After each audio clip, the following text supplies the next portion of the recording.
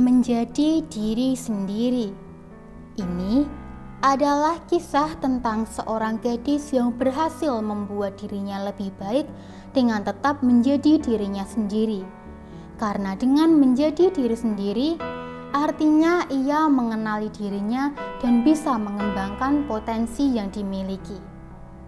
Suatu hari di dalam ruangan penuh koleksi poster dan album, terdapat gadis berusia 15 tahun yang baru saja terbangun dari tidurnya. Bingung dengan apa yang harus dilakukan, opsi terbaik menurutnya adalah tidur kembali. Ketika itu hari Minggu, waktu yang menurutnya tepat untuk bermesraan sepanjang hari dengan kasur empuknya. Ia memiliki kegemaran terhadap beberapa penyanyi dan aktor mancanegara. Hobinya adalah menonton film, mengoleksi album, bernyanyi, menonton film, dan menonton film. Tidak ada yang salah dengan hobi maupun kegemarannya. Namun, segala sesuatu yang berlebihan memang tidak baik. Orang tuanya yang menuntutnya untuk menjadi sempurna membuat ia tertekan dan mengalihkan rasa itu pada hobinya. Rupanya, ia kelewatan.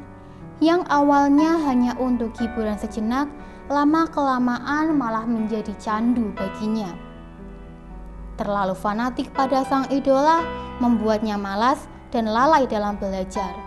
Nilai turun, tertinggal pelajaran, dan gaya hidupnya pun mulai tidak sehat. Yang dilakukannya sehari-hari hanyalah menonton dan mengikuti kabar terbaru sang idola.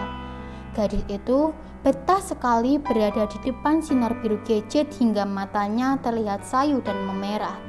Namun, disuruh membaca satu halaman buku saja seperti disuruh membaca buku seperpustakaan.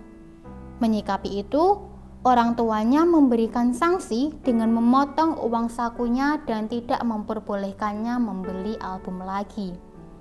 Sadar jika dirinya melupakan kewajiban sebagai pelajar, ia mulai memperbaiki diri. Waktu yang biasanya digunakan untuk berselancar di sosial media, kini ia gunakan untuk belajar. Bahkan, ia juga sering menggunakan waktu istirahat kala sekolah untuk belajar.